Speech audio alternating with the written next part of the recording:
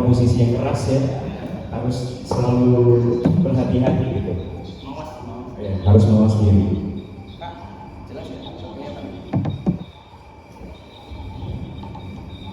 Oke.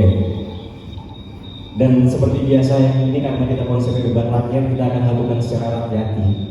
Dan mulai dari sini untuk moderator, untuk operator boleh dibantu untuk timernya. Nanti putar 5 menit di akunnya. Kalau waktunya sudah mau habis, tolong dibantu ini aja karena tadi pas di setup belum bisa. Tolong dibantu akan aja 5, 4, 3, 2, 1 gitu aja ya. Jadi nanti untuk para PMS yang lagi bicara tahu waktunya sudah habis atau belum gitu.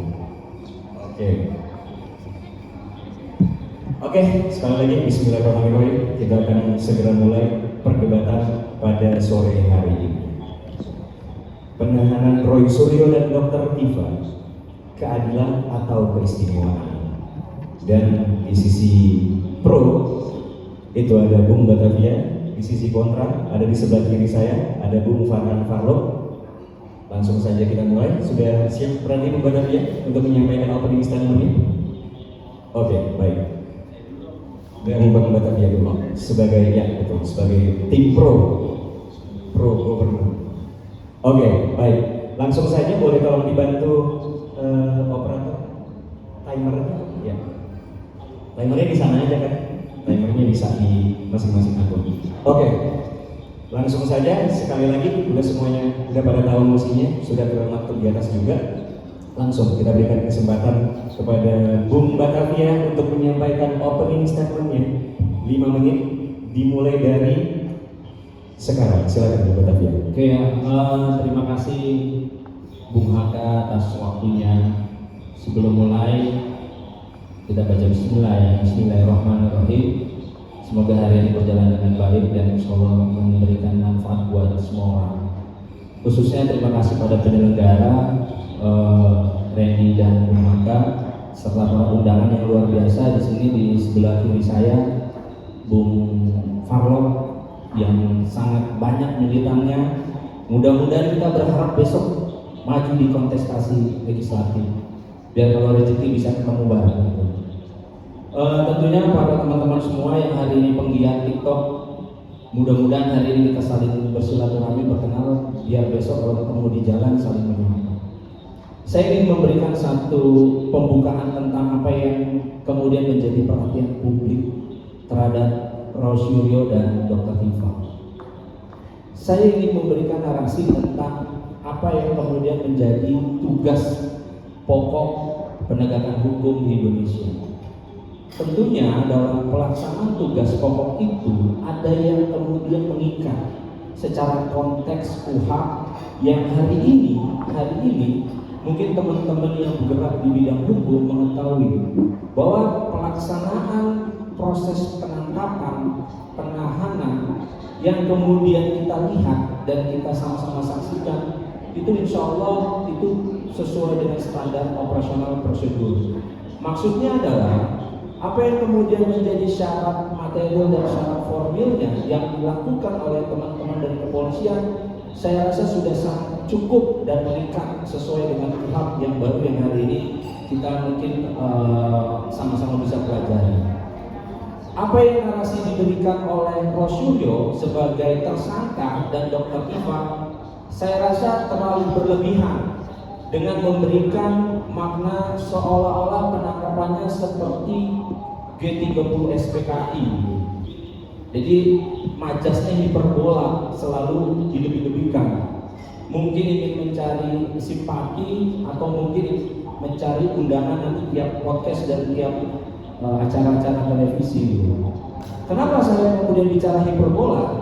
Karena kalau kita dengar kemarin apa yang disampaikan Roy Suryo di dalam kegiatan Lawyers Club, itu ada narasi yang kemudian disampaikan Roy Suryo tentang bagaimana dia diberikan waktu sebenarnya untuk bisa menghubungi lawyer, dan Roy Suryo setelah menghubungi lawyernya itu minta untuk menunggu lawyernya. Nah, proses disinilah yang kemudian kita tahu bahwa penegakan hukum terjadi. Ada yang namanya Undang-Undang Kepolisian Nomor 2 Tahun 2002 tentang diskresi kepolisian. yang dimana diskresi ini menurut penilaian pada saat polisi melakukan penangkapan itu melalui penilaian yang sifatnya aman buat polisi dan aman buat orang yang ditangkap. Jadi buat saya tidak ada hiperbola itu yang secara berlebihan bahwa penangkapan yang dilakukan oleh polisi itu sifatnya seperti G30 SPKI. Jadi yang sangat disayangkan lagi adalah beberapa statement yang disampaikan di media tentang mungkin beberapa tokoh besar seperti Pak Groseno, kemudian beberapa lawyernya yang menurut saya tidak melihat substansi KUHP. Tapi kemarin saya apresiasi karena akhirnya mereka melakukan pra peradilan. Ya, mereka melakukan pra peradilan. Ada aspek upaya paksa yang dilakukan oleh penyidik.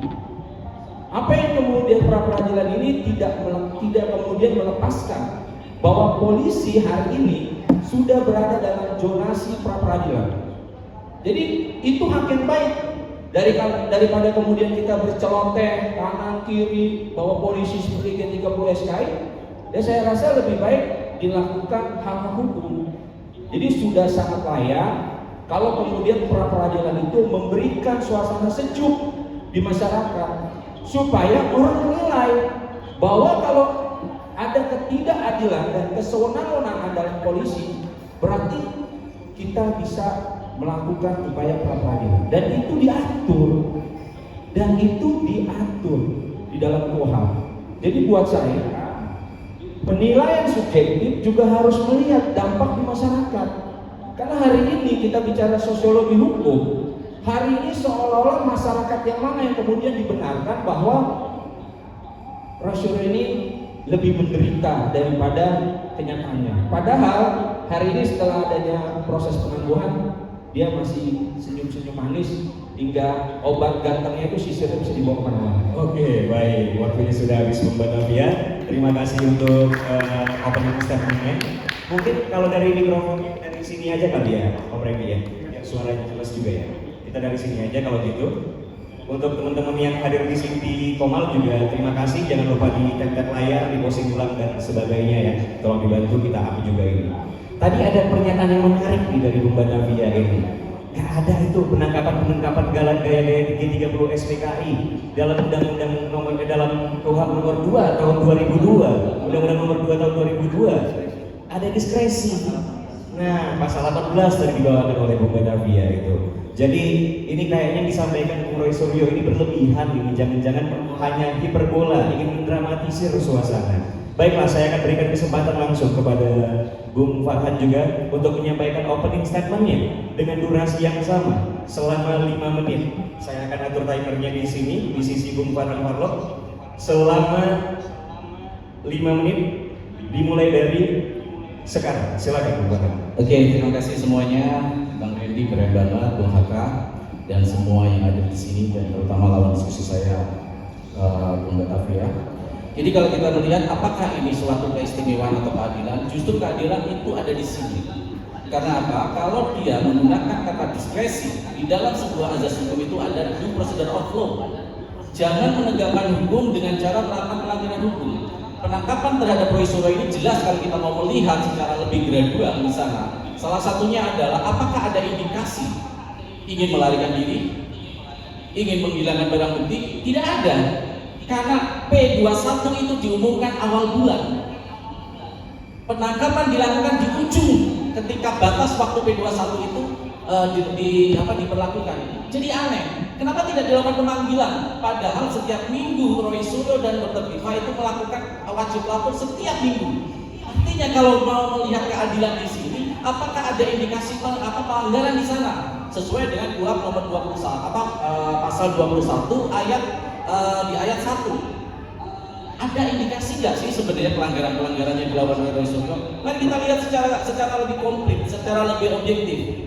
Kalau memang gunanya adalah untuk melakukan penahanan, seharusnya diinformasikan surat pemanggilan lebih dahulu atau surat pemberitahuan. Tapi bayangkan bagaimana mungkin ketika aparat penegak hukum bahkan sampai masuk ranah private, di kamar tidur dia sedang ada istrinya. Artinya ini ada pelanggaran prosedur. Jangan menggunakan istilah diskresi. Keistimewaan yang melekat tidak boleh melanggar hak asasi manusia. Undang-Undang Nomor 39 Tahun 1999 di pasal 15 jelas di sana bagaimana hak asasi melekat di dalam diri kita tanpa batas teritorial. Jadi kalau kita mau melihat apa yang dilakukan polisi, justru penangguhan penahanan yang diterima oleh pihak kejaksaan ini justru mematahkan semua ya opini-opini bahwa yang dilakukan oleh pihak kepolisian ini sudah benar. Karena kalau kita melihat ya apa sih dasar dari pemberian penangguhan itu di dalam undang-undang ya, di dalam undang-undang KUHP kita, undang-undang KUHP lama, undang-undang 8 tahun 1991 di pasal 31 di sana sangat jelas bagaimana sih syarat-syarat penahanan penangguhan penahanan ini. Tidak ada indikasi di sana untuk melarikan diri, menghilangkan barang bukti. Jadi di sini kita harus objektif. Juga di dalam undang-undang KUHP baru, undang-undang nomor 20 tahun 2025 di pasal 110. Artinya secara prosedural itu terjadi pelanggaran karena tidak dilakukan sesuai dengan due procedural of law. Itu yang menjadi titik. Jangan polisi dengan alasan diskresi tapi menyampingkan hak asasi setiap manusia. Dan saya bersyukur bahwa Bapak Roy Suryo melakukan pra-peradilan di Pengadilan Negeri Jakarta Selatan besok. Kebetulan saya juga diundang, tadi saya baru komunikasi dengan Bang Roy Suryo juga dan juga istrinya. Saya akan hadir di sana karena ini adalah bagian dari untuk menegakkan. Ini bukan tentang Roy Suryo, tetapi bagaimana hak warga negara harus dilindungi oleh pihak kepolisian. Kalau pihak kepolisian menggunakan alasan diskresi, maka yang terjadi adalah hak asasi kita menjadi terbuang. Padahal hak asasi melekat dalam diri kita lebih tinggi daripada diskresi itu sendiri.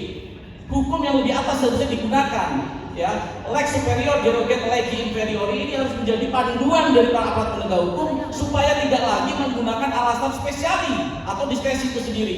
Jadi kalau kita mau melihat apa yang terjadi, banyak kegagalan polisi dalam menerapkan prosedur yang baik, berkeadilan, objektivitasnya sangat jelas itu mengangkangi nilai-nilai hak asasi. Dan bayangkan kalau Anda diperlakukan seperti itu, ini bukan masalah dukungan atau tidak. Kalau Anda diperlakukan seperti itu, bahkan untuk cuci muka tidak diperbolehkan, masuk ke ranah private kita di kamar, apa yang terjadi kalau Anda diperlakukan seperti itu? Dan ini sebagai normalisasi, maka yang muncul adalah monster-monster penegak hukum yang merasa dia di atas hukum itu sendiri. Padahal di dalam Undang-Undang Dasar 1945 pasal 27 sangat jelas, equal before the law. Setiap warga negara mempunyai kedudukan hak yang sama. Artinya di sini kita harus aware terhadap kejadian ini, karena kalau ini kita biarkan, justru yang terjadi suatu saat akan menimpa Anda dan keluarga Anda. Penegakan ini bukan tentang Roy Suryo, tetapi penegakan ini justru untuk menerapkan supaya equal before the law ini bisa diterapkan di bangsa dan negara ini. Tidak terpaku kepada arah politik Anda, tidak terpaku kepada dukungan Anda. Yang terpenting adalah hak asasi yang melekat di dalam diri kita harus dilindungi oleh aparat-aparat penegak hukum itu. Dan yang terakhir, kalau kita mau melihat apa yang terjadi dari beberapa hari ini, seperti saya katakan, saya underline sekali lagi apa yang dilakukan oleh Kejaksaan Tinggi DKI Jakarta sudah sangat benar dan mematahkan semua opini-opini yang membenarkan tindakan kepolisian. Karena kalau kita lihat dari KUHP tadi yang saya sebutkan, pasal 31 KUHP lama Undang-Undang Nomor 8 juga KUHP baru Undang-Undang Nomor 20 tahun 2025 sangat jelas tidak ada pelanggaran secara prosedur yang dilakukan oleh Roy Suryo untuk dilakukan penangkapan secara brutal seperti itu. Terima kasih. Baik, luar biasa. Terima kasih. Kita berikan tepuk tangan juga kepada Bung Farhan Farok untuk teman-teman yang sudah hadir di sini. Dan ini menarik ini. Saya suka nih, kalau sama Bung Farhan ini kan suka membawakan adagium nih. Jadi ada juga di adagium ini salah satu favorit saya, Lex in Justa non est lex. Hukum yang tidak adil bukanlah hukum. Lalu yang mana yang adil? Kalau begitu dalam situasi ini sebenarnya yang mana yang adil? Nah, kedua belah pihak tadi sama-sama sudah membawakan diskresi. Sebenarnya nih kita bakal berikan kembali kesempatan kepada Bung Batavia untuk sesi dibakar ya, untuk pembidasan. Kita punya pertanyaan dong, sebenarnya dalam diskresi ini apa sih batasan-batasannya ya? Apakah pertimbangan kepolisian itu menjadi mutlak apapun yang terjadi, mengesampingkan hukum? Tadi tuduhan dari Bung Farhan begitu. Baiklah, saya akan berikan kesempatan kepada Bung Batavia untuk menyampaikan pembidasannya atau bantahannya pada sesi debattle selama 5 menit. Saya akan atur timernya sekali di sini. 5 menit untuk pembidasan atau bantahan terhadap argumentasi Bung Farhan Farok selama 5 menit dimulai dari sekarang. Silakan. Oke ya. Kalau kita bicara hari ini tentang hukum, tentunya ada yang namanya hukum positif, di mana segala sesuatu itu sudah tercatat. Apa yang kemudian penggambaran tentang diskresi di Undang-Undang Nomor 2 Tahun 2002 ingin menjelaskan bahwa proses yang dilakukan kepolisian bukan atas dasar keinginan yang tidak berlandaskan hukum, ya. Karena kita tahu di pasal 8 KUHP yang baru hari ini, setiap tindakan yang berhubungan dengan penyidikan itu harus disertai dengan berita acara, ya. Dan di pasal 156 KUHP menjelaskan juga bahwasannya berita acara itu adalah substansi yang kemudian membersamai tentang yang dilakukan upaya paksa. Jadi dalam berita acara itu ada tanda tangan saksi yang kemudian cerita ini bukan versi polisi, tetapi versi di lapangan yang hari ini kita tahu di berita acara itu saksi itu nanti akan menjadi bagian penting dalam proses pra-peradilan. Jadi kita bicara tentang pengakuan hari ini seolah lagi 30 SPK, kemudian tidak adil secara aspek hukum, kemudian nanti berbahaya buat masyarakat kalau besok seperti ini kan gitu loh. Kita jangan membuat ketakutan. Kenapa? Karena hari ini apa yang kemudian dilakukan kepolisian itu melekat perkara pra-peradilan dan kemudian ada namanya pra-peradilan umum. Intinya polisi ini bisa dimasukkan dalam sidang umum. Kita lihat nanti kan 3 hari setelah proses penangkapan dan penahanan, kemudian dilakukan pra-peradilan, nanti putusan 7 hari. Jadi kita saksikan nanti di situ. Jangan kita bicara tentang asumsi. Jadi buat saya keadilan ini harus berimbang, apalagi kita menerapkan sistem hukum positif. Kemudian bicara tentang hari ini yang kita lihat atas penerimaan pelimpahan tersangka dan barang bukti yang diterima oleh kejaksaan. Saya rasa tidak ada yang kemudian kita bicara bahwa ini istimewa, statement Dr. Iva terima kasih Pak Presiden gitu loh. Saya rasa ini bukan bagian daripada memberikan satu statement yang kira-kira harus ditanggapi juga. Saya bagian daripada pendukung Pak Jokowi yang kemudian berpikir itu normatif kok. Kenapa? Di pasal 110 tentang penangguhan itu tercatat bahwa itu hak daripada tersangka dan terdakwa. Jadi kalau kemudian penilaian substansi penangguhan itu diterima, di-approve sama kejaksaan, saya rasa nggak ada masalah juga gitu loh. Apakah kemudian kita menghitung bahwa penangguhan itu masanya akan dihitung setelah putusan nanti penahanan? Kan tidak. Dianggap bahwa penangguhan tidak akan menghitung masa tahanan. Jadi kalau besok Rasyuryo kemudian Tifa diputus 8 tahun, ya 8 tahun. Yang kemarin-kemarin nggak dihitung tuh. Gitu. Nah kalau kemudian kita bicara seolah-olah kita ini polisi yang kemudian tidak mengkhawatirkan proses penangkapan, yang namanya orang dalam konteks dia tertangkap, psikologinya pasti terganggu. Pasti itu. Karena kita tahu bahwa kejadian-kejadian yang hari ini di masyarakat pada saat kemudian polisi melakukan upaya penangkapan secara diskresi dengan cepat melihat situasi dan kondisi supaya apa? Orang itu aman. Kita tahu bahwa ada kejadian demi kejadian dan kemudian orang tertangkap, dia ke kamar mandi, dia minum racun, ada. Itu peristiwa yang nggak bisa dilupakan itu. Kemudian dia ditangkap mungkin di lantai 2, dia loncat, kakinya patah, ada. Dan ini kemudian menjadikan satu penggambaran bahwa tugas di lapangan kepolisian jangan kemudian dianggap mudah. Jangan kemudian seolah-olah prosedural gitu, ketok pintu, assalamualaikum, ting-tong, terus dibuka. Halo, saya polisi, saya mau nangkap. Itu nggak kayak gitu. Ketakutan polisi pada saat itu adalah bagaimana caranya dengan cepat tindakan bisa dipertanggungjawabkan, menangkap orang yang kemudian tersangka untuk dibawa ke kantor. Dan di situ ada proses diberikannya handphone Rasyuryo untuk menghubungi lawyer. Di sini beda sekali. G30 SPKN tidak ada kemudian dia nelpon. Ada juga mau nelpon langsung ditembak, kan begitu. Jadi hiperbola. Menurut saya hiperbola. Kalaupun seandainya Rasyuryo sudah sampai ke Polda Metro kemudian lawyernya datang, kan perlu diurut. Kenapa lawyer bisa datang? Karena pada saat dilakukan penangkapan di rumah, Rasyuryo diberikan waktu untuk menghubungi kuasa hukumnya. Itu bagian daripada keterbukaan terhadap proses penyidikan dan upaya paksa. Jadi nanti kita lihat bagaimana kemudian pra peradilan ini ya, nanti kita lihat di 158 semua diuji di dalam KUHP, proses polisi seperti apa. Surat-surat itu pun dibawa karena syarat formil pada saat melakukan penangkapan harus ada SP tugas, harus ada SP tangkap, harus ada SP tahan. Mungkin itu ya, jadi biar kita sama-sama tahu bahwa tugas yang dilakukan kepolisian, jangan kemudian kita pikir bahwa adanya polisi datang, kemudian orang semua itu akan berpikir menerima dengan, ya silakan duduk Pak, gimana, enggak ada. Psikologinya pasti terganggu, ya. Itu. Jadi nanti pembuktiannya kita lihat setelah masuknya pra peradilan 7 hari ke depan, kita lihat apakah kemudian yang menjadi keberatan tersangka dan lawyer atau advokat untuk pra peradilan dikabulkan atau tidak. Itu dari saya, keadilan yang sifatnya hukum positif. Oke, baik. Terima kasih Bung Batavia, kita berikan tepuk tangan sekali lagi kepada Bung Batavia untuk argumentasinya yang luar biasa. Dan ini menarik, ternyata kalau polisi nangkap itu Bung Farhan, nggak ting-tong, assalamualaikum, saya mau tangkap, nggak begitu. Tentu ada yang cukup keras, tapi seberapa keras itu kan mungkin nanti diuji di pra peradilan ya. Ya nggak mungkin kan rumahnya Pak Roy Suryo nggak ada CCTV gitu. Kita bakal lihat apakah betul didatangkan sampai ke kamar atau bagaimana, dengan common sense kita lah, sebagai publik yang akan menyaksikan apa yang sebenarnya terjadi gitu Bung Farhan. Baiklah, saya akan berikan kesempatan dengan durasi yang sama kepada Bung Farhan Farloh untuk menyampaikan argumentasinya, pembidasannya selama 5 menit ya untuk sesi rebuttal. Dimulai dari sekarang, silakan Bung Farhan. Oke, terima kasih. Ada sesuatu yang salah di dalam melihat apa yang dilakukan oleh pihak kepolisian. Ini lucu sekali.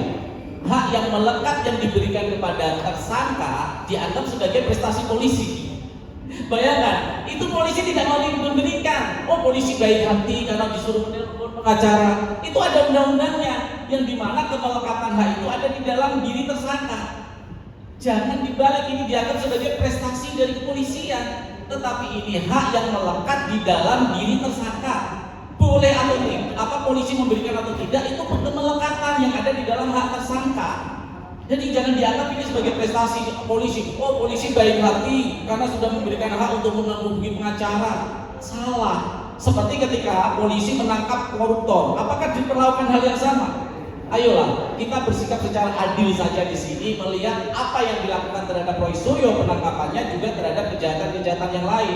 Roy Suryo itu tidak melarikan diri. Kalau memang polisi mau melakukan penangkapan yang baik, penahanan yang baik, dengan melihat track record ketika saat itu P21 di awal bulan, dia bisa melakukan pemanggilan kok. Ketika absen wajib lapor, Pak, nanti akan saya lakukan penahanan ya karena sebagai syarat kelengkapan P21. Bukankah itu alasan dari pihak kepolisian? Pelengkapan terhadap P21 tahap kedua. Padahal minggu sebelumnya dia absen. Ayo kita berpikir sehat ya.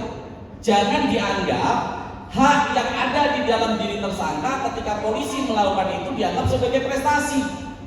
Ya, jadi ada salah perspektif di sini, seperti mengglorifikasi apa yang dilakukan oleh pihak kepolisian, padahal itu adalah standar operasional yang harus dilakukan dengan cara penghormatan terhadap hak asasi yang dilakukan di dalam diri tersangka. Oke, saya tinggalkan itu. Yang kedua adalah kalau kita melihat dari perjalanan kasus ini, salah satu contoh setelah ditahan, diperlakukan bagaimana ketika jam 10 malam 10:20 di rumah sakit Polri tiba-tiba mau dijemput. Ada apa ini? Saya kebetulan saat itu teman-teman saya di sana semua menunggu, dan memang ada sebuah kegagalan dalam polisi untuk mewujudkan rasa keadilan ini. Dia diperiksa kesehatannya di dalam rumah sakit, tetapi ada pressure yang begitu luar biasa yang diberikan oleh pihak kepolisian secara mental. Ini yang kita sayangkan, ya. Dan tentang pra peradilan yang dilakukan besok, ya kita support bersama, kita lihat nanti apakah ada pelanggaran prosedur dalam penangkapan yang dilakukan oleh pihak kepolisian. Kalau itu saya setuju dengan apa yang dikatakan Bang Batavia, karena ini adalah bagian dari untuk kita melihat apakah ada pelanggaran prosedur atau tidak di sana. Dan yang lebih menarik lagi tentang judulnya, yaitu keistimewaan atau keadilan. Justru inilah keadilan yang sesungguhnya. Karena kalau melihat dari sisi perjalanan ini, di mana seharusnya ancaman hukuman di atas 5 tahun ini kan harus dilakukan penangkapan secara objektif. Di dalam undang-undang KUHP kita pasal 21 ayat 4, syarat objektivitasnya kan ancaman di atas hukuman 5 tahun. Tetapi kenapa tidak dilakukan dari awal?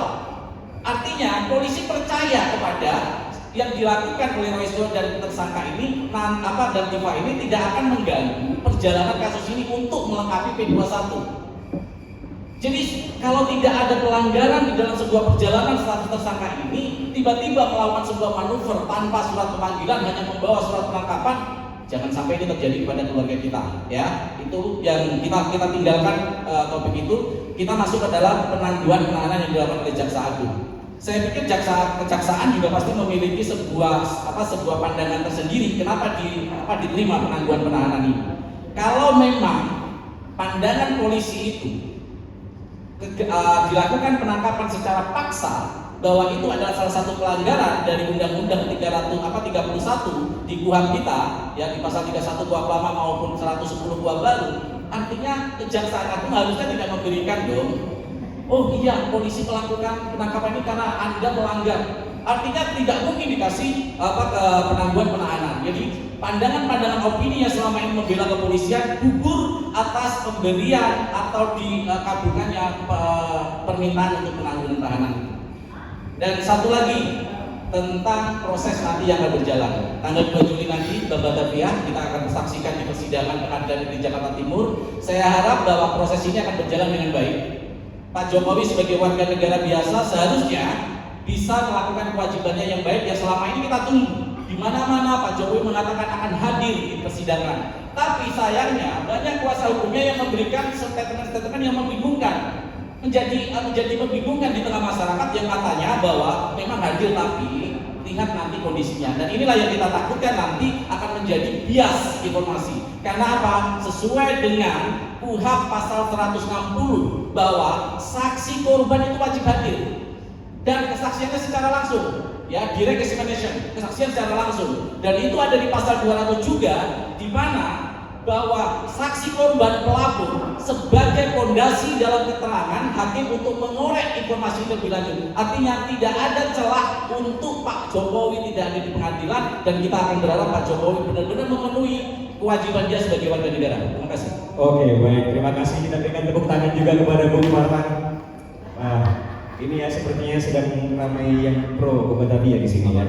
Tapi nanti kita bakal ada voting juga di TikTok seperti biasanya. Dan teman-teman sekalian di TikTok dan di aplikasi voice streaming lainnya, jangan lupa di-tap dulu layarnya, di-share dan di-posting pula.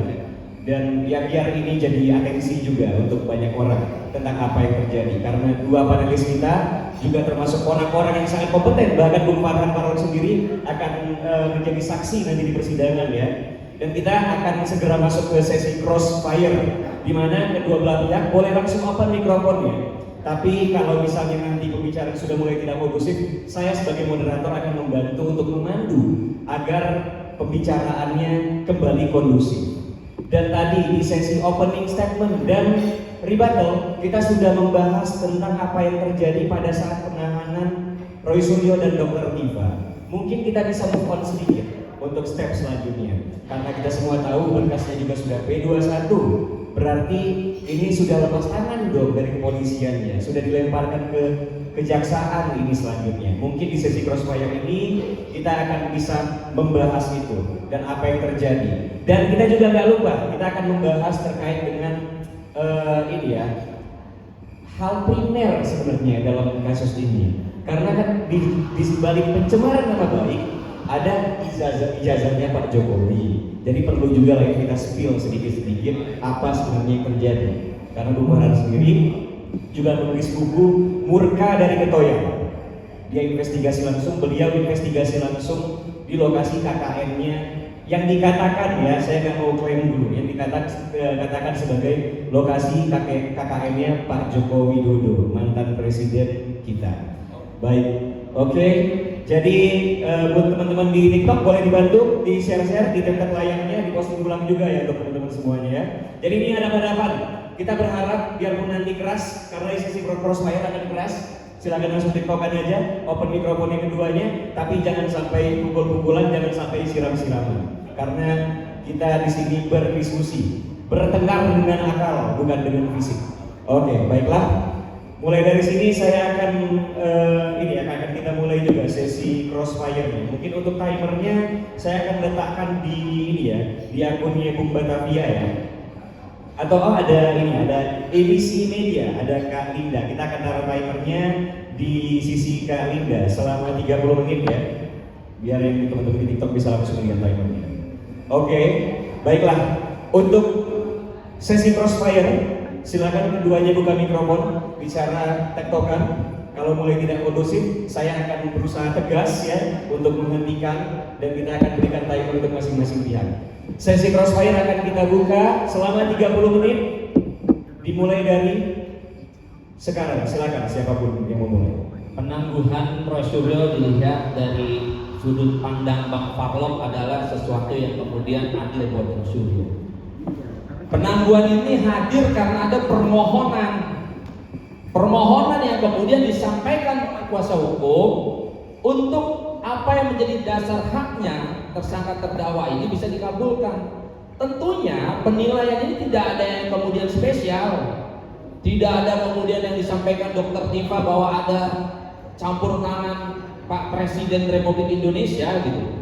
Jadi ini hal yang normatif. Kenapa saya bilang hal normatif? Karena di dalam 110 tidak lepas juga 103-nya dalam KUHP. Apa itu? Masa penahanan yang sudah pasti dan absolut 20 hari plus 30 hari. Jadi nggak ada yang kemudian dikhawatirkan. Setelah 20-30 hari nanti akan masuk persidangan.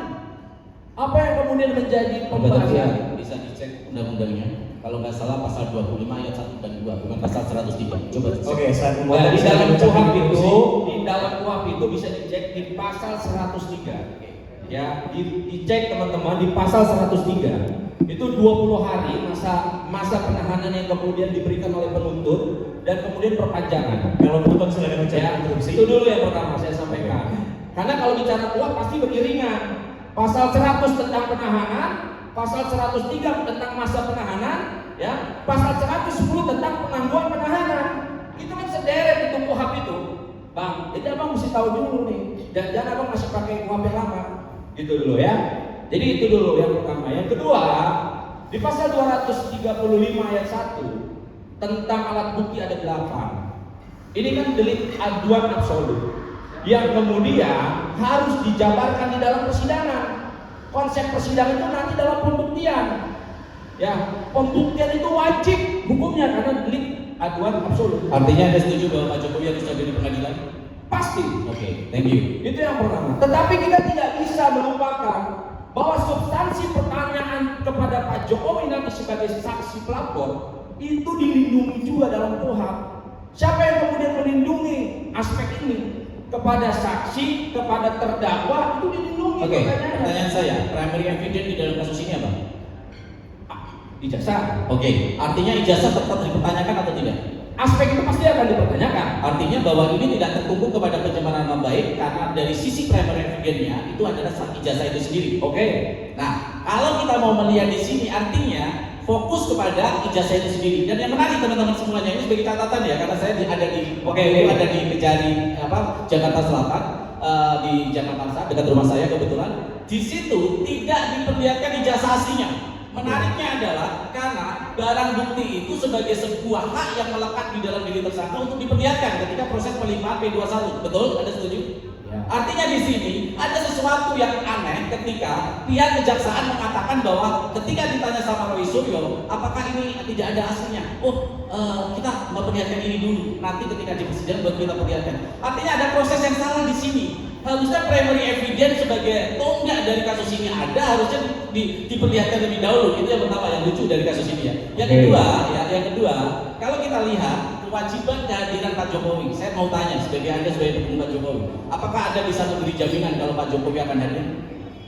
Pasti hadir. Oke, saya sampaikan yang dibilang Farlok, bahwa nanti akan dilihat pembuktian tentang ijazah. Ada mekanisme tata urut dalam persidangan dan itu tentunya adalah dakwaan. Dakwaan itu tidak lepas daripada persangkaan pasal yang kemudian menjadi berkas perkara hingga kemudian tahap 2. Ya saya sampaikan dulu. Kenapa kemudian perkara ini sangat panjang sampai 1 tahun dan akhirnya tahap 2? Artinya tahap 2 kejaksaan mendukung berita acara ini, berita berkas perkara ini. Menariknya di situ. Ya. Saya potong sedikit. Menariknya di situ. Jadi ada peristiwa tadi Bang Farlok, ada peristiwa yang kemudian tidak bisa kita lupakan. Yang pertama kita tahu bahwa ada 2 hal yang kemudian bisa disimpulkan bahwa Jokowi itu punya ijazah. secara konteks institusi pendidikan, UGM telah memberikan sikap dengan tegas, baik secara lisan dan tertulis. Oke, Ini bisa menjadi ini bisa menjadi bagian daripada keterangan yang dalam alam. Boleh saya ambil waktu karena Anda sudah dari tadi dan saya cuma itu. Oke, menarik ini Bung Farhan. Tadi kan dibahas tentang UGM sendiri sudah memberikan kesaksian. Sudah. Jadi gimana nih Bung Farhan? Silakan. Nah, inilah ketika orang tidak update tentang berita. Ketika orang meletakkan fondasi kepercayaan Jokowi punya ijazah kepada pernyataan UGM di dalam persidangan KIP pada tanggal 10 Maret 2026 dan kebetulan saya ada di sana dan mengikuti, sangat jelas bahwa UGM dinyatakan sebagian kalah atas 20 dokumen yang tidak bisa ditunjukkan oleh UGM tentang keabsahan ijazah Jokowi. Ingat itu. Jadi jangan dilupakan itu. Penerbit ijazah siapa? Boleh sebentar. Penerbit ijazah siapa? Oke, sebentar. Karena penerbit ijazah, apakah UGM tidak memiliki hak untuk menyatakan bahwa itu asli atau tidak? Boleh. Tetapi pembuktiannya kan ada di dalam pengadilan. Anda kan selalu mengatakan. Makanya saya bilang jangan dipotong dulu. Dia bilang ada beberapa institusi pendidikan bagian daripada kemudian kesimpulan Pak Jokowi punya ijazah asli. Kedua tentunya adalah institusi penegakan hukum. Jadi kalau orang bersengketa dalam dulu di pasal yang lama 263 tentang surat-surat dan lain sebagainya, sekarang di KUHP baru 391, itu pasti nanti diselesaikan dalam proses penyidikan, penuntutan dan putusan. Oke, kita nggak main ke situ. Ada salah dulu. Oke, sebentar. Jadi jangan sampai sebentar dong. Saya baru berbicara. Oke, tapi ya, please, ini waktu saya. Ini waktu saya. Nggak ada waktu ini kita debat. Nanti dulu. Oke. Saya selesaikan dulu. Silakan diselesaikan dulu. Jadi, dua menit ya Bung Farhan. fondasi yang dia katakan tentang keabsahan disandarkan kepada pernyataan UGM, seharusnya dia mengupdate berita itu. Sudah gugur dengan putusan KIP yang menyatakan UGM kalah dan harus memperlihatkan 20 dokumen yang dimana UGM ironisnya sebagai institusi pendidikan, apa sih beratnya memperlihatkan 20 dokumen? Apakah putusan itu kemudian menimbulkan ijazah Jokowi palsu? Jangan dipotong dulu. Kita bergantian. Apakah dalam putusan KIP itu menyimpulkan ijazah Jokowi palsu? Anda berarti tidak tahu kewenangan dari KIP. Dia tidak menyatakan asli atau tidak, tetapi secara administrasi prosedural jelas di sana. Bicara substansi administrasi nanti akan diuji. Oke, kita berikan tepuk tangan dulu. Di dalam sesi persidangan yang namanya pembuktian. Anda terlalu loncat-loncat. Anda bilang, kalau dalam ilmu diskusi yang baik akademis, Anda melakukan jumping conclusion. Oke, semua kita sedang berbicara tentang administrasi prosedural dan bicara persidangan. Hari ini yang kita ingin sampaikan kesimpulan bahwa ijazah Jokowi asli atau palsu. Bang Farok menjelaskan tentang hasil putusan yang kemudian terjadi kejanggalan dari beberapa moderator. Saya kayaknya Oke, kalau gitu saya mute dulu di sini. Nggak dengar, jadinya apapun yang disampaikan nggak dengar. Saya mute. Oke. Tolong kasih waktu. Oke, jadi saya mute ya biar nggak dengar suaranya. Oke. Kita bergantian dulu. Saya akan berikan kesempatan kepada Bung Farhan. Relax dulu, minum dulu. Oke, silakan. Saya kayaknya harus berdiri biar gak dipotong sama dia ya. Jadi gini teman-teman semuanya. Oke, saya ulangi waktunya. Oke, dia melakukan jumping conclusion. Tadi dia mengajak berbicara tentang keabsahan fondasi dalam mengatakan apakah UGM sudah menyatakan asli. Maka saya bantah. Dalam proses administrasi yang sudah disidangkan oleh KIP, putusan tanggal 10, sangat jelas UGM kalah tidak mampu menunjukkan keabsahan 20 dokumen yang seharusnya sebagai landasan sah atau tidaknya. Dan KIP itu tidak sedang dalam tupoksinya itu mengatakan sah atau tidak, asli atau tidak, bukan. Tetapi secara administrasi prosedural, UGM gagal meyakinkan majelis hakim bahwa ijazah Jokowi asli. Dalam ilmu filsafat itu disebut sebagai semiotika law. Hukum semiotika, tanda-tanda. Salah satu saya kasih contoh. Saya tidak perlu menyebutkan itu nama pertandingan apa. Diperlakukan 11 lawan 11. Ada bola di tengah di wasit. Itu namanya tanda-tanda. Tanpa saya menyebutkan sepak bola, orang udah tahu itu apa. Nah, yang saya katakan di sini sangat-sangat jelas. 20 dokumen yang harusnya ditunjukkan sebagai keabsahan dari ijazah Jokowi ternyata UGM gagal untuk melakukan itu. Dan yang menarik lagi, bukan ketika batas waktu itu habis, bukan dilakukan kewajibannya memperlihatkan, tapi malah melakukan gugatan ke Petun.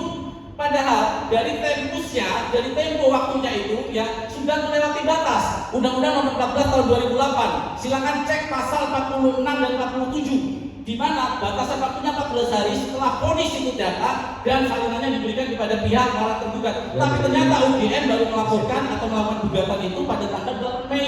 Artinya terjadi sebuah prosedural yang salah di sana. Nah, disinilah kita melihat kita tidak berbicara asli atau tidak, itu nanti di pengadilan. Harusnya ada sampai situ. Tapi prosedural secara semiotika, tanda-tanda, maka kita bisa melihat bahwa kita meragukan keabsahan ijazah Jokowi. Terima kasih.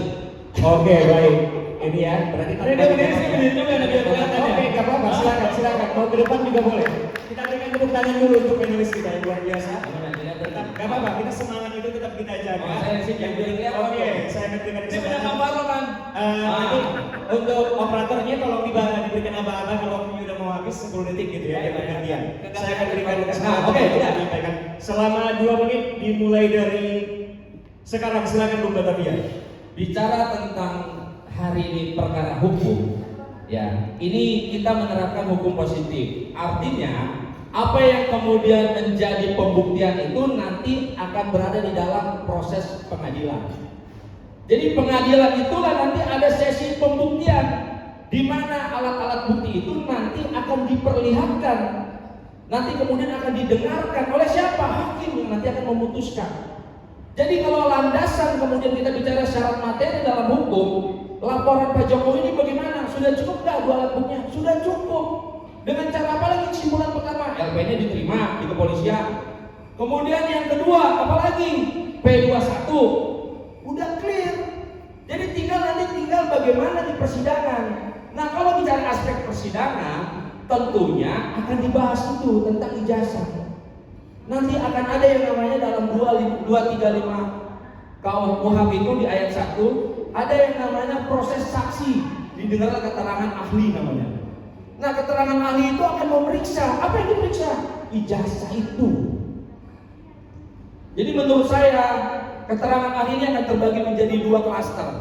Yang pertama menjelaskan tentang apa yang menjadi ijazah. Kalau itu kita udah Yang kedua, Potong.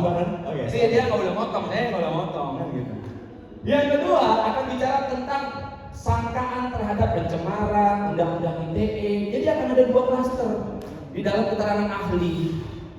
Jadi apa yang kemudian disampaikan oleh publik secara subjektif bahwa Pak Jokowi nanti akan terkencing-kencing di persidangan gitu. Ingat ada pasal 214 KUHP, di mana pertanyaan yang tidak relevan untuk saksi, untuk terdakwa akan ditolak oleh hakim. Jadi kita bicara tentang aturan yang mengikat di dalam KUHP dan KUHP yang ada, persamaan pasal dan tata cara berita acaranya. Jadi jangan kemudian berpikir seolah-olah Pak Jokowi akan takut di persidangan. Oke, baik. Waktunya cukup, Bung Batavia. Kayaknya kurang, kita mau tektokan lagi ya. Oke, tepuk tangan dulu semuanya. Biar relax dulu. Untuk teman-teman di TikTok juga. Untung aja para panelis nggak bisa baca typingan, kalau nggak makin panas. Karena typingannya serem-serem ya. Dari tadi saya bilang. Ya oke. Tapi kita akan berikan kesempatan lagi untuk tektokan. Setelah kali ini 3 menit, lalu boleh tektokan lagi. Kali ini bagi waktu dulu ya. Oke, sambil bicara boleh tolong di bawah juga HP-nya biar mikrofon ini TikTok kedengeran. Karena di sini katanya agak lemah suaranya. Oke, baiklah. Saya akan berikan kesempatan kepada Bung Farhan Farluk untuk menyampaikan argumentasinya. Silakan Bung Farhan. Ya. Oke, terima kasih. Sayangnya terlalu elementer sekali ya yang disampaikan oleh tadi yang disampaikan oleh Bung Bung Batavia ya. Karena kalau kita lihat tadi tentang prosedural sangat elementer. Tadi kita berbicara tentang prosedural bagaimana ketika landasan kepercayaan kita Jokowi memiliki ijazah dari pernyataan UGM. Teman-teman semua di sini dengar semua tadi. Kita tidak sedang berbicara pertanyaan-pertanyaan yang dilakukan oleh kuasa hukum, tetapi dasar dari apakah dari sisi akademis kita bisa melihat Jokowi memenuhi syarat untuk memiliki ijazah itu. Karena sesuai dengan Undang-Undang Nomor 12 Tahun 2012 yang disebut ijazah asli itu bukan hanya secara fisik, secara material bukan, tetapi secara prosedurnya dia mendapatkan ijazah itu benar atau tidak. Saya adalah orang yang melakukan investigasi KKN di Ketoya. Saya tahu sekali siapa yang KKN di sana. Mata kuliah wajib yang harus menjadi kewajiban mahasiswa untuk mendapatkan ijazah itu salah satu prosesnya adalah melalui KKN. Kalau KKN gagal dibuktikan, maka Jokowi akan punya ijazah. Nah, disinilah pentingnya bagaimana menggali secara semiotika hukum, tanda-tanda hukum, bagaimana landasan kita percaya kalau Jokowi punya ijazah asli. Tapi kalau kepercayaanmu asli atau tidak, ya nanti kita serahkan ke pengadilan. Tapi di sini kita sudah mendiskus bagaimana landasan Anda percaya kalau Jokowi asli. Anda memakai acuan dari UGM. Saya bantah argumentasi Anda dengan UGM sudah kalah di dalam persidangan KIP. 20 dokumen harus dibuka, tapi sampai sekarang UGM belum melaksanakan kewajiban itu. Malah melakukan buying time, killing time, penundaan waktu, mengulur-ulur waktu yang seharusnya tidak dilakukan. Sebuah institusi pendidikan yang harus memberi contoh yang baik, ya, memberi contoh yang baik.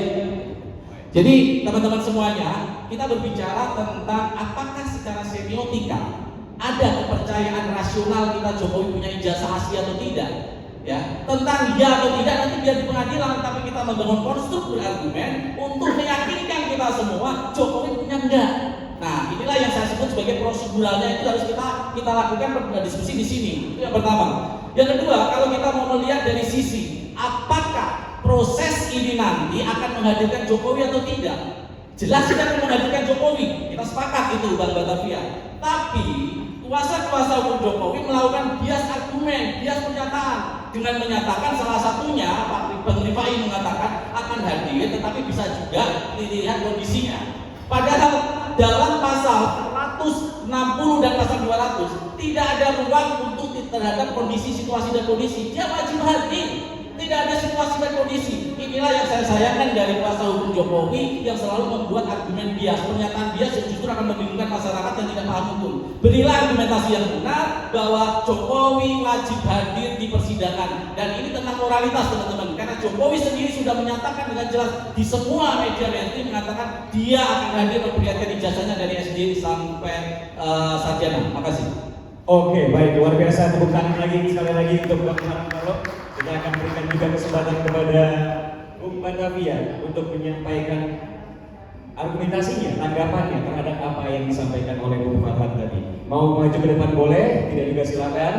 3 menit ya, silakan di bawah juga biar teman-teman audiens di TikTok juga bisa dengar dengan jelas suaranya. Oke, untuk Bung Batavia saya berikan kesempatan selama 3 menit dimulai dari sekarang. Silakan Bung Batavia. Oke, yang pertama, jangan pernah melupakan peristiwa hukum di mana ada tim pembela ulama dan aktivis yang melakukan pelaporan terhadap dugaan ijazah tidak diterima karena barang buktinya memang tidak bisa terpenuhi secara KUHP. Itu yang pertama. Jadi nggak usah cerita tentang hasil putusan KIP gitu loh. Saya tanya tadi sama Farlo, putusan itu menyimpulkan atau tidak bahwa ijazah Pak Jokowi ini asli atau palsu? Ini kan administrasi yang kemudian tidak bisa secara konteks mutlak disimpulkan di sana.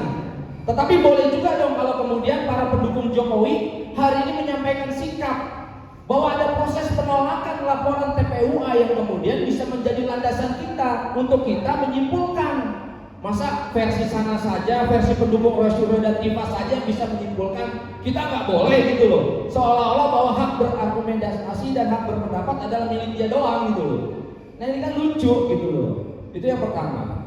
Yang kedua, kita mengetahui bahwa proses yang hari ini terjadi itu sesuai dengan aturan. Makanya tercatat, tertulis, itu yang namanya hukum positif. Jadi kalau kemudian saya menceritakan tata urut bahwa proses nanti di persidangan seperti ini, itu bukan ngarang-ngarang. Ini bagian daripada hak seseorang untuk kemudian bisa dipulihkan. Kenapa? Kita tahu bahwa negara menjamin adanya pengakuan, jaminan, perlindungan, kepastian hukum. Itu ada dalam hak asasi manusia. Kemudian juga ada juga yang kemudian saya agak sedikit menggelitik gitu loh. Ini hak kita untuk tahu ijazah Pak Jokowi. Tapi dengan cara apa? Dengan cara memberikan satu statement yang kurang baik, kurang enak, didengarnya juga nggak pantas gitu loh. Kenapa? Diatur juga tuh di dalam hak asasi manusia. Pasal 28J bahwa hak asasi kamu ada batasan juga hak asasi orang. Jangan kemudian seolah-olah hak asasi kamu yang paling benar, orang lain yang punya hak asasi. Jadi kembalikanlah ini kepada mekanisme hukum. Jadi kalau bicara tentang saya melakukan penelitian, itu hak Anda. Kalau Anda yakin, Anda laporkan Jokowi besok di Barreskrim. Kita lihat apakah laporan Anda diterima atau tidak. penting gitu loh. Jangan kemudian kita berasumsi dari penelitian yang hari ini kebenarannya belum diuji secara aspek hukum. Itu buat saya. Jadi hari ini saya ingin memberikan gambaran kepada warga negara Indonesia semuanya bahwa hak asasi kita ada batasan untuk hak asasi orang. Itu yang pertama. Oke, baik, terima kasih. Kita relax dulu, minum dulu, silakan. Ayo kita sunat dengan air putih biar sehat dulu. Ya, jangan relax ya, relax teman-teman, relax teman-teman sekalian. Oke, jadi ini salah satu pertanyaan. Ini saya masuk sedikit nih. Ini pertanyaan yang banyak banget mewakili audiens atau orang-orang yang mengikuti kasus ini. Tapi mungkin saya akan mempertanyakan ini ke Bung Batavia dulu. Kenapa sih ijazah Pak Jokowi ini kayak kotak Pandora gitu, Bung Batavia? Yang sampai sekarang sulit sekali. Kenapa nggak selesai gitu, langsung dibuka selesai? Atau bisa jadi ada motif tertentu atau apapun gitu. Pertimbangannya kira-kira asumsi Bung Batavia sebagai loyalis ya, sebagai bagian dari PSI, partai yang juga ikut dibesarkan oleh Pak Jokowi. Apa sebenarnya yang terjadi ini? Publik bertanya-tanya. Apa yang sebenarnya terjadi di balik ini semua? Silakan Bu Batavia. Boleh tektokan aja, nanti boleh dipegang lagi mikrofonnya. Gak apa-apa, kita semangat, yang penting tetap relax. Oke. Ya, silakan Bu Batavia. Tepuk tangannya sekali lagi teman-teman. Rekan-rekan kita semua di sini. Oke. Jadi gini ya. Apa yang menjadi pengajaran terhadap perilaku Pak Jokowi ini tentunya dengan tahapan dan proses waktu yang kemudian bisa kita saksikan bersama-sama. Tidak semerta-merta kemudian Rosuryo, Tifa, dan kawan-kawan itu ya dilakukan pelaporan polisi lah ya. Kita tahu bahwa ada gelar perkara yang kemudian dilakukan di Polda Metro Jaya. Hingga kemudian ada beberapa orang yang pada saat itu melakukan tuduhan yang mungkin bahasanya lebih sadis daripada Rosuryo, lebih sadis daripada Dr. Tifa. Akhirnya dia datang ke Solo meminta maaf. Siapa? Rismon. Jadi aspek yang kemudian disampaikan tadi oleh host, tunjukkan, itu sudah ditunjukkan. Apakah kalau kemudian 2 juta orang ditunjukkan harus ditunjukkan? Makanya di situ ada aturan hukum yang mengikat. Ada aturan yang kemudian bahwa setiap warga negara itu ada kepastian hukum. Interupsi, kadang-kadang interupsi kalau mau potong. Bang Batavia interupsi ya, Bang Batavia ini. Ada sesuatu yang salah di sini dalam melihat kasus ini. Yang pertama adalah katanya Jokowi sudah memperlihatkan. Kasih saya data, Jokowi pernah memperlihatkan secara fisik ijazahnya. Dilakukan pertama kali tanggal 16 April 2025. Kebetulan saya di sana, Mas. Lihat di VT saya ada di sana.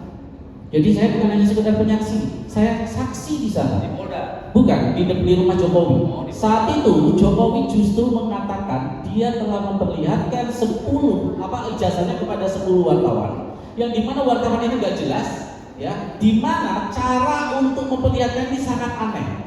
Tidak boleh mendokumentasikan, tidak boleh menyentuh, tidak boleh difoto, bahkan tidak boleh membawa handphone dan kamera.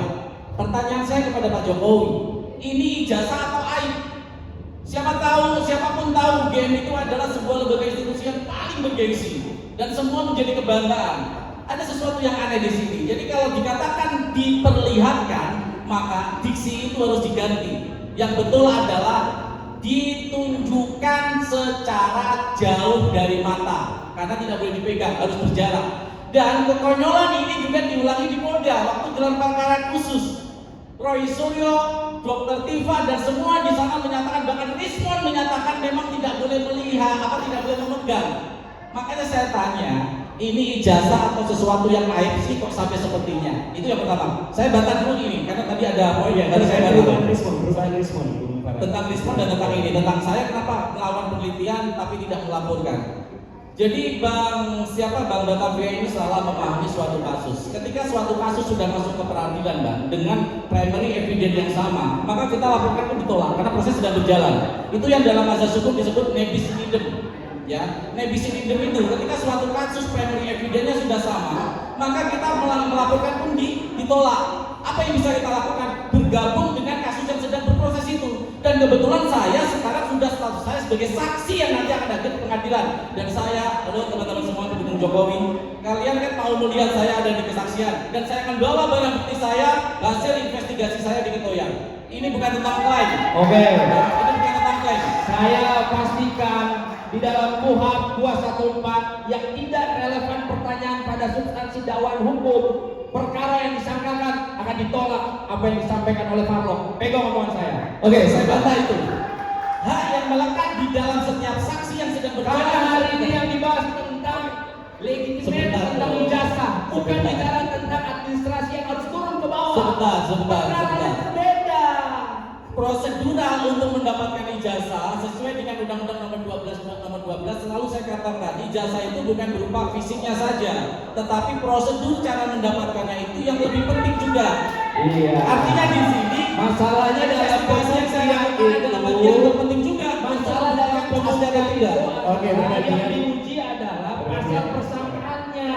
Kalaupun itu ijazah menjadi objeknya, itu akan disampaikan apa yang akan didengarkan oleh publik nanti, keterangan ahli. Apa yang nanti kita akan didengar oleh publik, keterangan dari UGM. Oke, baiklah teman-teman audiens sekalian.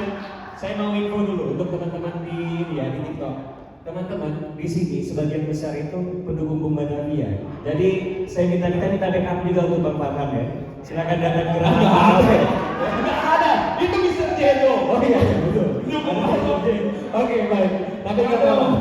Kita masih ada sisa waktunya 4 menit lagi, 2 menit. Kemudian nanti kita akan ada sesi pertanyaan dari audiens. Mungkin salah satu audiens di sini mau menanyakan sesuatu terkait tema yang sedang kita bahas pada sore hari ini. Baik, terakhir dimulai dari Bung Farhan ya untuk untuk 2 menitnya, untuk menutup crossfire-nya dulu. Nanti setelah sesi pertanyaan audiens kita akan lanjutkan lagi, kita akan tambahkan waktu dengan pertanyaan dari audiens. Baik, kepada Bung Farhan saya akan berikan waktu selama 2 menit ya untuk argumentasi penutup crossfire step 1-nya. Silakan Bung Farhan juga. Ya, baik.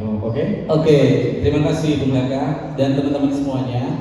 Di sini kita memang secara legal tidak punya kewenangan untuk menentukan asli atau tidak. Tetapi sebagai human, sebagai manusia, kita mempunyai rasionalitas. Karena keadilan dan hukum tanpa rasionalitas itu adalah sebuah kegamangan hukum. Justru hukum itu diciptakan adalah untuk sesuai dengan logika manusia. Maka ketika saya mengatakan tadi secara prosedural ya, secara semiotika tanda-tanda, maka kita meragukan apakah Jokowi memang mempunyai ijazah asli atau tidak.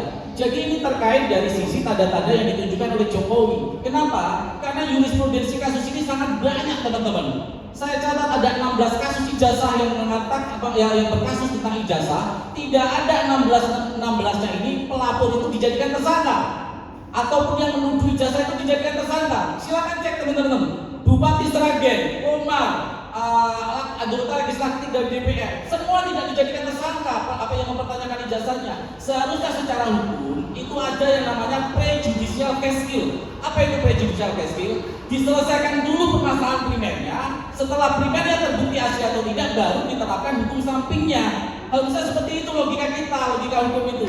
Jadi inilah yang saya katakan bahwa ada sebuah miss di dalam memahami kasus ini. Dan kalau kita kaitkan dengan jurisprudensi yang saya katakan tadi, ada kok seseorang yang dituduh tapi melakukan sikap kenegarawanannya. Arsul Sani contohnya, dia tidak melakukan perlawanan untuk melaporkan itu, tapi dia dengan jantan menunjukkan ijazahnya, menggelar di atas meja, memanggil yang menuduhnya, memanggil para wartawan dan semua orang boleh memegang dan semua orang boleh mendokumentasikan. Sesuatu yang asli itu selalu diperlihatkan, sesuatu yang meragukan itu selalu disembunyikan. Penutup saya seperti istri muda atau istri siri, kalau sah itu diperlihatkan enak aja, tetapi kalau siri itu takut diperlihatkan. Jangan-jangan ada korelasinya ke sana. Terima kasih. Oke, baik. Dan terima kasih. Pertanyaan untuk Bung Farhan. Kita akan berikan kesempatan yang sama ya selama 2 menit untuk menyampaikan penutup dari crossfire kepada Bung Batavia. 2 menit mulai dari sekarang. Silakan Bung Batavia. Opini yang dibuat kalau tidak berlandaskan hukum tentunya akan membuat kegaduhan.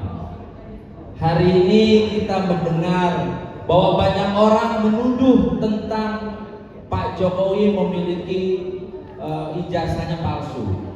Tetapi lupa bahwa hidup di Indonesia ada aturan hukum yang mengikat. Jadi kalau kemudian kita menuduh seseorang, harusnya kita yang membuktikan.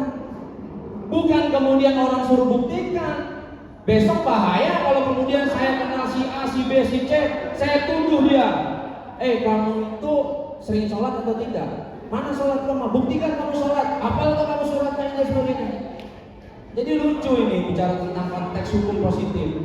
Itu yang pertama. Yang kedua, jangan ada bicara seolah-olah Pak Jokowi tidak melalui proses yang persuasif. Sebelum laporan polisi dibuat, tentunya ada rilis dan konferensi pers tentang tim Pak Jokowi yang menjelaskan bahwa apa yang dilakukan dugaan-dugaan tersebut tidaklah benar. Kenapa? Jangan pernah lupakan ada pengadilan perdata di Jakarta Pusat. Jangan pernah lupakan bahwa aspek hari ini kita lihat tentang TPUA ditolak, ijazah palsu, dugaan ijazah palsu itu tidak berjalan. Kemudian kalau kita tidak percaya tentang aspek hukum, kalau kita percaya tentang opini, ini berbahaya. Akhirnya ada kebencian. Jadi Pak Jokowi sudah tepat melaporkan orang-orang yang kemudian dianggap memujar kebencian atas dasar subjektivitas, merendahkan Pak Jokowi tanpa ada kepastian hukum, merendahkan Pak Jokowi tanpa ada melihat bahwa Pak Jokowi punya perlindungan hukum, punya pengakuan hukum, punya hak asasi juga. Jangan kemudian seolah-olah yang tinggal di Indonesia cuman orang-orang yang hari ini menuduh Pak Jokowi punya ijazah palsu. Atau mungkin jangan-jangan di sini yang yakin cuman ijazahnya Pak Jokowi itu palsu cuman Faruk doang. Kan hari ini kita harus melihat. Jadi kalau bicara tentang hukum, aturan itu memang dibuat untuk menjaga ketertiban. Hal-hal yang tak tertib nanti tunggu putusan ikrahnya. Oke, baik, terima kasih sekali Sofia. Tepuk tangan sekali lagi untuk Bung Batavia dan Bung Marwan Mahmud karena sesi crossfire-nya sudah berakhir dan luar biasa. Biarpun semangatnya terjaga tapi nggak berlebihan, nggak offside. Ya, jadi masih tenang. Belum ada yang disiram ya, belum ada gelas yang pecah. Masih aman teman-teman semuanya. Dan tadi Bung Batavia menyampaikan sesuatu yang sejalan dengan azas aktori Budi Probadio, siapa yang berdalil dia membuktikan. Tapi untuk kasus ini siapa sih sebenarnya membuktikan? Tapi nantilah kita bahas ya. Kalau gitu kita bakal kasih kesempatan sesi pertanyaan dari audiens dan terima kasih sekali lagi kepada Rarampa Resto yang sudah mengakomodir kegiatan kita pada sore hari ini. Mampir-mampir teman-teman yang di sekitar Jabodetabek. Dan tentunya terima kasih kepada CEO kita Om Randy Sose sebagai promotor dari acara ini. Dan oke, Om Randy, siapa yang mau bertanya untuk dari audiensnya tadi? Silakan. Oh, oke, baik, siap. Tapi mohon maaf ya karena angle kameranya ini tertahan. Mungkin dari Kalida dulu? Iya, Kalida dulu, silakan. Nanti kasir ya, habisin ya. Oke, baik, silakan. Oke. Cek satu dulu ya. Oke, selamat sore semuanya. Ini kan Bang Batavia dan Bang Faruk ini adalah dua-duanya adalah pendukung ya. Bang Batavia pendukung Pak Jokowi dan Bang Faruk adalah pendukung Roy Suryo. Aku mau bertanya dua-duanya boleh ya? Kedua-duanya. Ke Bang Faruk dulu. Bang Faruk, jika ya di dalam persidangan ternyata ijazah Jokowi ini adalah asli. Nah, bagaimana tanggapan Bang Faruk untuk mengajak masyarakat dan pendukung Roy Suryo ini agar juga tidak saling ada lagi gaduh gitu. Seandainya hukum mengatakan asli loh ijazahnya Jokowi, silakan Bang Faruk. Terima kasih Mbak Linda pertanyaannya. Dan ini sering sekali ditanyakan. Ini biar dengar sebentar Bung Faruk, karena jauh dari mikrofon untuk TikToknya. Oke, baik, silakan. Maaf kiri. Terima kasih Mbak Linda pertanyaannya. Yang pertama adalah gini, apakah prosedural yang dilakukan di dalam pembuktian di pengadilan nanti, apapun keputusannya ini dilakukan dengan baik atau tidak, dengan adil atau tidak? Kita harus berbicara prosedural dulu, jangan berbicara terima atau tidak, bukan. Ya, karena kalau masalah terima atau tidak, saya kasih analogi. Nanti kamu tinju, kalau kalah kamu diem ya. Kalau kalah sudah jangan bicara lagi ya. Tiba-tiba cara bertinjunya tangannya diikat. Kan sesuatu yang harus kita pertanyakan. Jadi artinya apakah kita menerima atau tidak nanti terlihat dari prosedural dari persidangan itu, apakah sudah dilakukan dengan adil atau tidak. Itu yang pertama, ya. Yang kedua, apakah saya akan menerima semua keputusan pengadilan saya terima, walaupun itu curang. Sekali lagi saya katakan, walaupun itu curang saya terima dalam sisi pengadilan yang itu. Tetapi jangan larang juga hak kita ketika kecewa terhadap persidangan yang curang, kita melakukan laporan lagi terhadap Jokowi, karena itu juga melekat dalam diri kita. Artinya ini adalah bagaikan prosedural yang baik. Saya akan menerima, bahkan saya akan mengamankan jangan lagi dilakukan tuduhan palsu kalau dilakukan prosedural dengan baik. Artinya di sini saya menerima atau tidak, kita lihat dari sisi proseduralnya dulu dilakukan dengan baik atau tidak. Terima kasih. Baik, luar biasa. Terima kasih Bung Farhan. Untuk pertanyaan selanjutnya, tadi ada kasus juga di belakang sana. Satu-satu nanti mau ditanggapi langsung kali ini atau nggak kasih? Oke, siap. Oke, kasih. Ini sama ini juga buat biar teman-teman di TikTok juga dengerin pertanyaannya. Oh, kepada Bung Batavia, nanti satu lagi. Berarti sekarang untuk Bung Farhan dulu, nanti dua-duanya untuk Bung Batavia yang jawab. Silakan. Saya mau bertanya kepada keduanya. Oke, keduanya.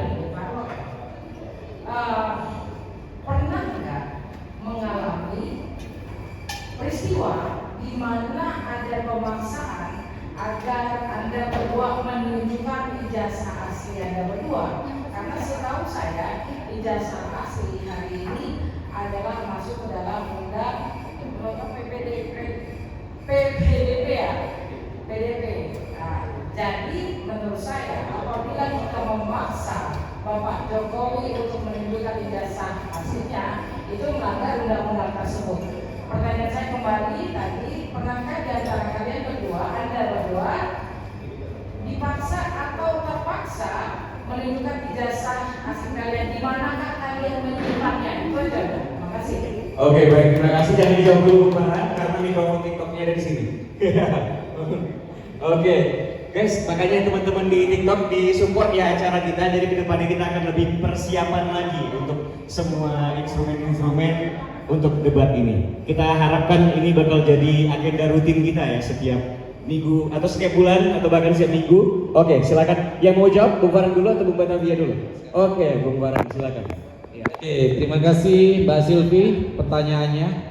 Dan Mbak Silvi ini salah satu orang yang saya hormati walaupun dari pendukung Jokowi, karena beliau ada selalu dengan diskusi yang baik. Jadi kalau melihat pertanyaan ini, kita kembalikan kepada personalnya. Ketika saya ditanyakan mana ijazah asli kamu, apakah saya pejabat publik atau tidak, itu yang terpenting. Kalau saya pejabat publik, maka saya terikat kepada Undang-Undang Nomor 14 Tahun 2008 tentang keterbukaan informasi publik.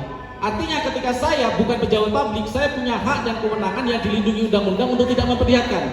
Karena putusan KIP sangat jelas, ya, apalagi yang terbaru yang tanggal 10 Maret itu, ijazah yang digunakan, administrasi yang digunakan untuk mendapatkan jabatan publik, maka dia menjadi ranah publik yang harus diperlihatkan dan harus disaksikan oleh masyarakat Indonesia untuk memberi keterbukaan informasi publik. Dan ini sepertinya sudah akan menjadi legal standing nanti ya di pemilu 2029, karena kemarin KPU dinyatakan kalah ketika tidak melakukan verifikasi faktual. Dan ini justrulah yang sebenarnya pokok permasalahannya di sini. Verifikasi faktual ini yang seharusnya menjadi dasar yang dilakukan oleh pihak KPU. Tapi sayang KPU sendiri tidak melakukan hal itu. Terbukti bagaimana dalam gugatan yang dilakukan Bon Jovi, KPU kalah dan harus membuka ijazahnya. Jadi Kak Silvi, bahwa ketika saya sebagai personal yang tidak terikat kepada pejabat publik, saya bisa menolak dan itu dilindungi undang-undang. Tetapi jika saya pejabat publik dan ditanyakan, pasti saya perlihatkan sebagai bentuk tanggung jawab saya sebagai aparatur negara yang harus melayani rakyat. Terima kasih. Berarti itu secara etik ya, Bung Farhan? Betul, itu secara etika. etik. Oke, baiklah. Pertanyaan selanjutnya dari Kak Linda, baik. Ya, kepada Bung Batavia. Oh, Bung Batavia mau menjawab ini dulu. Nanti baru Kak Linda, karena pertanyaannya sama ya. Jadi makasih pertanyaannya. Silakan. Yang pertama, saya mungkin akan melihat bagaimana cara penyampaian orang yang bertanya. Kalau ditanyakan kepada saya dengan cara yang baik, kemudian secara prosedural, dengan cara bersurat, saya rasa itu kewajiban kalau memang kita pejabat publik. Tetapi kalau kemudian dengan kebencian, hinaan, cacian, saya rasa alangkah baiknya dia kan mempertanyakan ijazah saya. ya saya biarkan saja. Karena cara-caranya tidak baik, kenapa harus saya hadapi orang-orang seperti itu? Itu yang pertama. Ya. Kemudian yang kedua, bicara tentang hari ini mempertanyakan ijazah. Kenapa nggak 10 tahun yang lalu kalau bicara tentang Pak Jokowi? Betul nggak? Itu aja simpel. Pak Jokowi itu udah melalui mekanisme berkelanjutan kok. Wali kota, gubernur, presiden.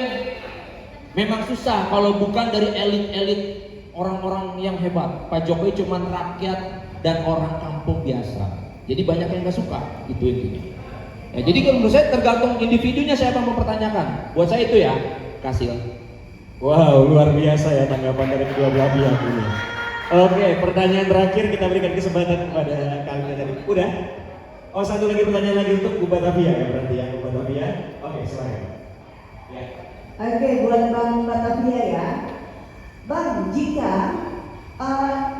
mengenai persidangan ini semuanya itu adalah pasal-pasal pencemaran nama baik, fitnah dan ujaran kebencian.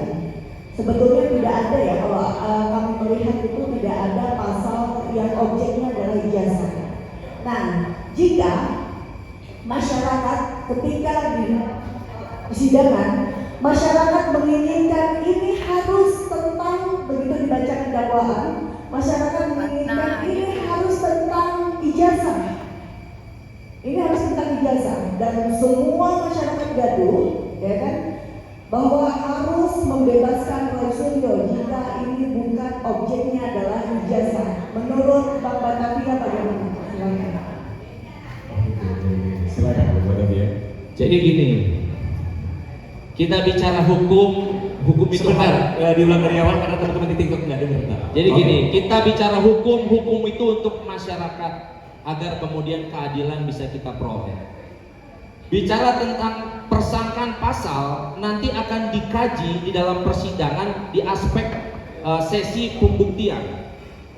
Kenapa kemudian terjadi lamanya proses penyidikan di kepolisian dan kemudian disimpulkan dari P21 bahwa berkas perkara sudah lengkap?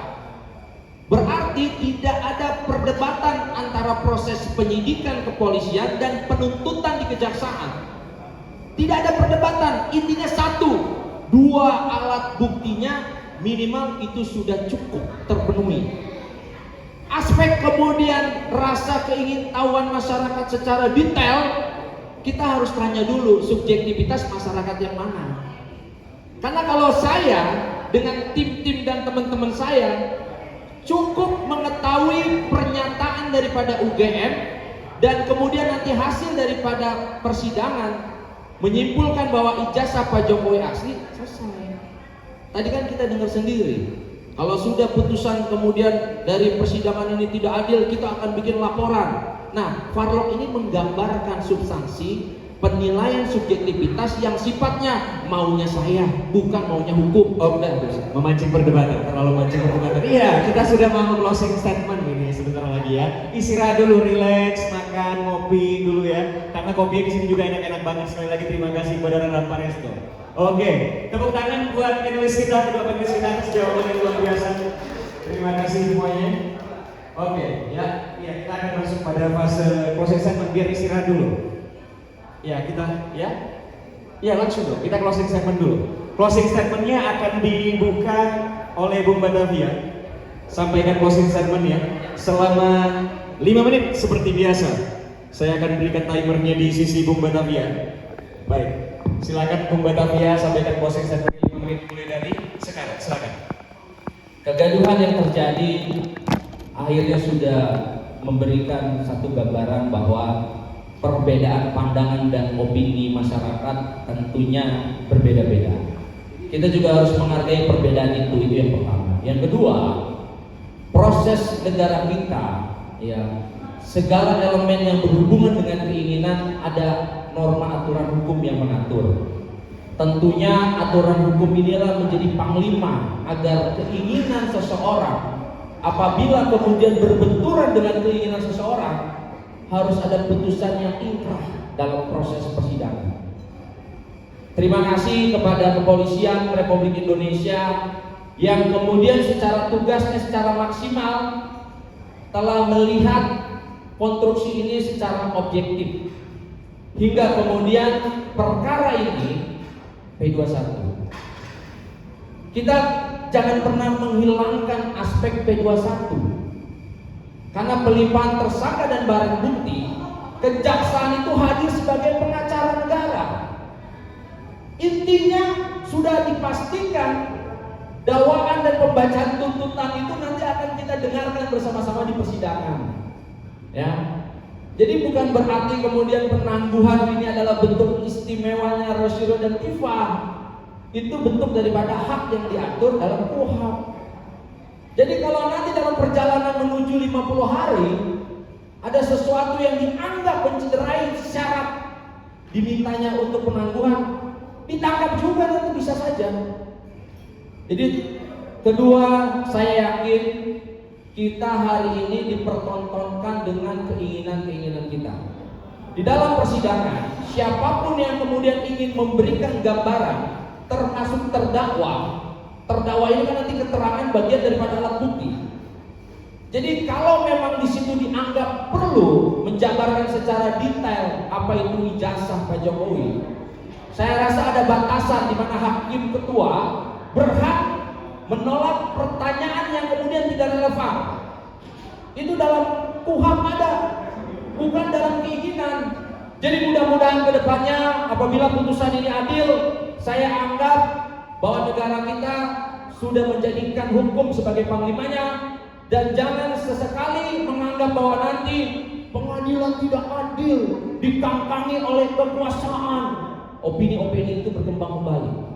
Ingat, segala sesuatu yang kemudian kita tuduhkan harus kita buktikan. Segala sesuatu yang kemudian kita sampaikan secara hak kita, ada batasan hak seseorang. Percayalah kepada negara ini, percayalah pada penegakan hukum, percaya pada proses nanti di persidangan. Insya Allah negara kita akan menjadi negara yang tertib, karena tertib adalah tujuan hukum itu diciptakan. Terima kasih dari saya. Baik, terima kasih luar biasa Bung Batavia. Kita akan closing statement juga ini dari Bung Farhan Parlok ya. Kita yang relax, yang menyejukkan. Cukup tadi keras-kerasannya pada argumentasi. Jadi pikiran itu memang perlu diperdengarkan nih kawan-kawan, biar nggak tumpul gitu. Tapi yang penting jangan, gelas masih aman, air juga masih aman, belum ada yang basah di sini. Jadi kita pause dulu. Jangan lupa di share-share ya teman-teman di TikTok semuanya, oke? Kepada Bung Farhan saya akan berikan sebentar. Kita atur dulu timernya. Saya akan berikan waktu untuk menyampaikan closing statement kepada Bung Farhan 5 menit. Dimulai dari sekarang. Silakan Bung Farhan. Oke, terima kasih. Terima kasih semuanya atas forum yang begitu luar biasa. Saya harap ini akan menjadi rutinitas yang bisa kita lakukan, ya, minimal sebulan sekali untuk mengasah pertempuran pemikiran kita. Karena tidak ada yang lebih baik kecuali mempertengkarkan pemikiran. Karena pertengkaran pemikiran itu selalu membuat kita menjadi kritis, menjadi orang yang peduli terhadap sesama, menjadi orang yang peduli terhadap bangsa dan negara. Sekali lagi selalu saya katakan, ketika saya terus membahas masalah ijazah Jokowi, tidak ada kebencian secara personal kepada Pak Jokowi. Sebagai personal Pak Jokowi saya hormati, saya hargai karena beliau dua periode menjadi presiden. Tetapi ini tentang sejarah bangsa dan negara ke depan, supaya kita tidak punya hutang terhadap generasi mendatang tentang sebuah kasus yang dimana 2 periode presiden kita tidak memperlihatkan ijazahnya. Poinnya di situ, ini tentang sejarah Indonesia. Ini harus kita terus perjuangkan. Terlepas nanti hasil atau tidak, nanti justru akan memperjelas posisi kita apakah ijazah Pak Jokowi asal atau tidak, dan bisa kita ceritakan kepada generasi mendatang. Ya, itu yang terpenting. Karena apa? Kalau kasus ini kita biarkan, saya justru kasihan dengan Pak Jokowi. Karena kalau kasus ini tidak terungkap Mbak Batavia, yang paling kasihan adalah sejarah bangsa negara ini dan juga keluarga Pak Jokowi. Karena ketika nanti tidak terungkap, akan melekat di dalam diri benak rakyat Indonesia. Hei Mas Gibran, bapakmu pemalsu ijazah. Hei Mas Kaisang, bapakmu pemalsu ijazah. Hei Janet Tes, kamu adalah cucunya pemalsu ijazah.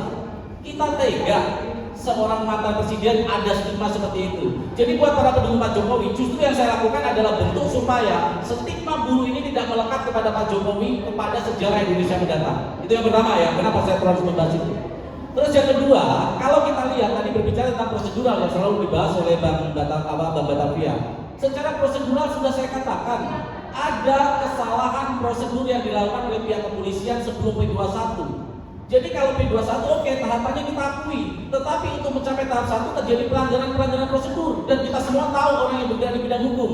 Salah satunya adalah ketika suatu berkas dikembalikan kepada penyidik kepolisian P19, maka sesuai dengan aturan Undang-Undang Nomor 8 Tahun 81 Pasal 136 Ayat 2, juga Undang-Undang 2 baru Undang-Undang Nomor 20 Tahun 2025 di Pasal 62 Ayat 2, batas waktu pengembalian berkas itu adalah selama 14 hari, tetapi tidak dilakukan oleh pihak kepolisian.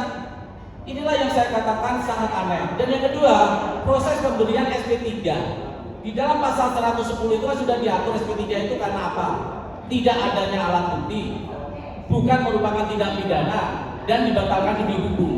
Silakan cek dalam penjelasan dalam kasus pasal 110 bahwa surat laporan yang dimana dikeluarkan itu satu surat. Roy Suryo, Dr. Tifa dan Desmond ini satu surat. Bagaimana mungkin Desmond mendapatkan SP3 yang lain tidak? Inilah yang saya sebut sebagai kesalahan prosedur, ya.